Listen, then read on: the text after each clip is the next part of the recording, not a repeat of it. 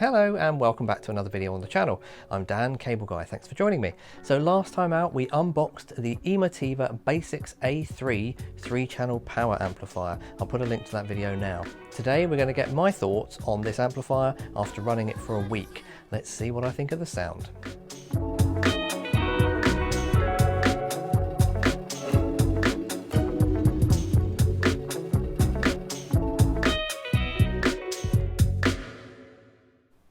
And we're back. If you made it through the intro and you're still here, I do appreciate it. Thank you for sticking with me. If you're enjoying the content, please feel free to drop a like and subscribe. So let's get back to the BasX A3. So first I will just touch on the build quality again, a little bit like I did in the unboxing video. To me, it's built very well. It's a nice solid unit. There's hardly any cheap plasticky parts on it. It's just a nice solid build.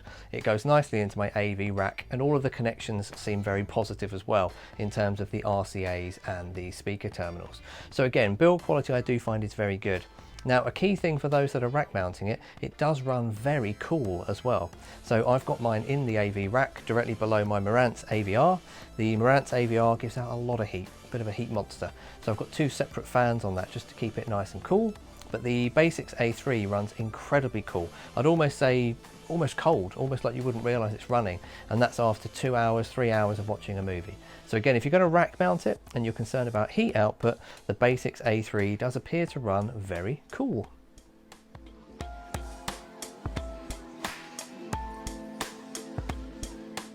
So now we're going to move on to what I think of the sound. Now let me obviously clarify straight away, I'm not a professional. This is my amateur opinion on it in my cinema room, which is, I would say, average at best. It's not a high-end cinema room. So this is just my thoughts to my ears on what I think of this unit. And this is comparing it to all channels being powered by my Marantz AVR, the SR7011, versus now powering the front 3 channels on the BasX A3. So what I've done is I've done some straight listening when I plugged in the A3, and I've made some notes on my thoughts of that. And then I also did the Marantz powering all of my speakers versus the BasX A3.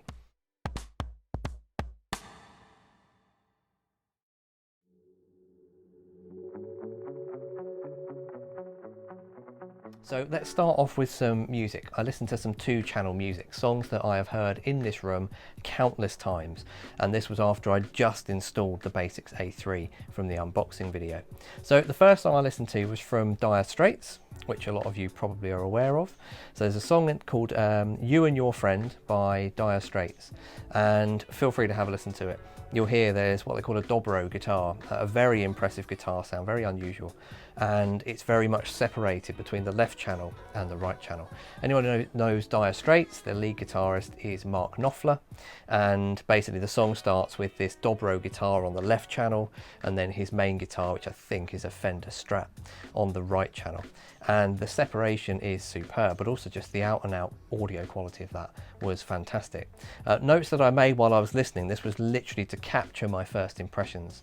The notes that I made include just the clarity of the guitar sounds, but also that there seemed to be a more realistic mid-range. That I found was maybe not quite as good with my Marantz as it was before. So again, it does seem to be a slightly fuller sound in the mid-range. And also when Mark Knopfler started to sing, I did find it sounded more realistic. I've struggled in this room for a while now with what I would call realistic voices. That would either be center channel in a movie with voice dialogue.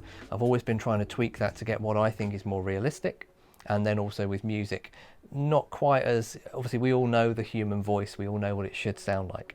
So again, I found this to be better on the BasX A3.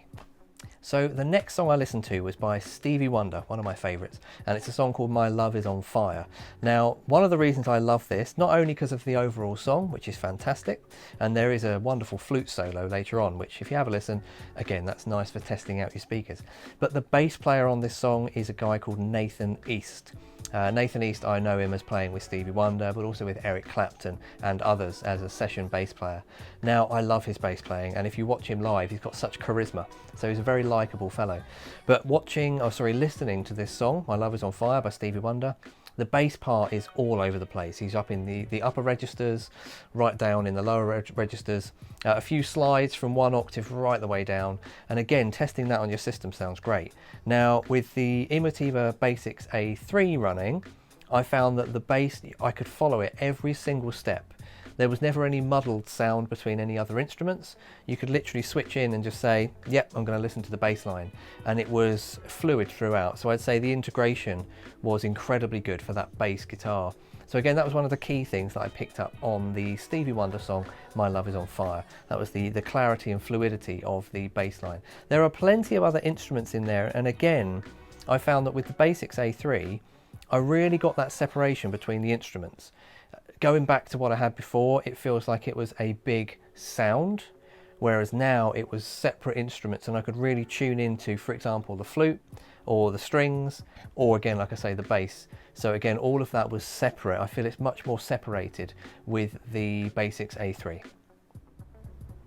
So final 2-channel song to discuss, and that's Josh Groban, She Dances.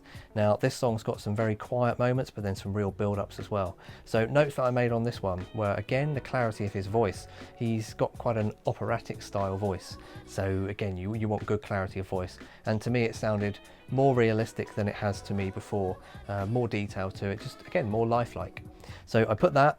Also things like the drum sounds have been easier to decipher than I found before.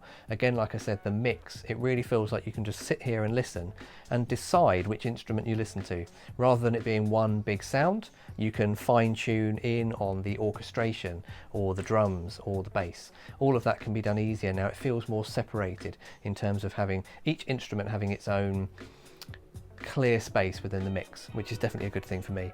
And scale and dynamics. So She Dances, again, has a very quiet moment about maybe 2/3 of the way through, and then the song really builds back up again with the drums, the voice, the orchestration in the background. So again, for me, that felt like a bigger scale than I've had before as well.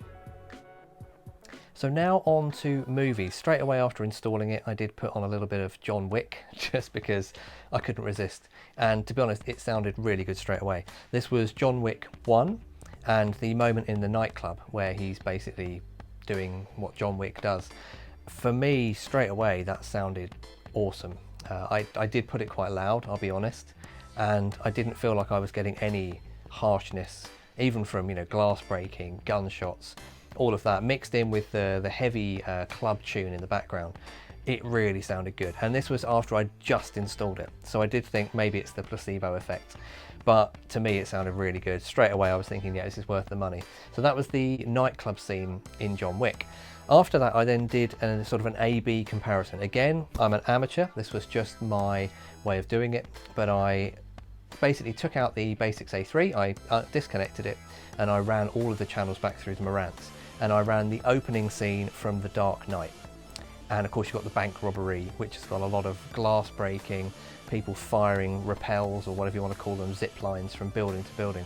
So a lot of sharp, quite aggressive, sort of high frequency sounds. And again, I ran that at reasonably high volume, relatively high volume. And first time round it sounded okay, but I did think what I'd had in the past, things like the glass shattering was a little bit, you know, kind of got your attention. I then ran that, it was about maybe 5 to 10 minutes, that first intro with shotguns and guns going off, glass breaking everywhere, and I thought, okay, sounds all right. I then put the BasX A3 back in and I ran it again, and the glass no longer had that sort of, oh, you know, in your ears feel. I put it on the same volume just to make sure it was as fair as I could possibly be. Again, this wasn't a scientific test. It wasn't 100% you know, calibrated to the nth degree. This is just me doing it as a basic comparison. But straight away, I thought that sounds cleaner. It sounds less harsh. It feels like you could crank it up more without a problem. So again, for me, that was really good. Again, that was the beginning scene of The Dark Knight with the glass shattering everywhere. And again, with the BasX A3 in there, for me, it did feel like all of those high frequency guns, you know, the shotguns going off and the glass breaking definitely felt nicer to listen to at a higher volume without starting to feel a bit sharp.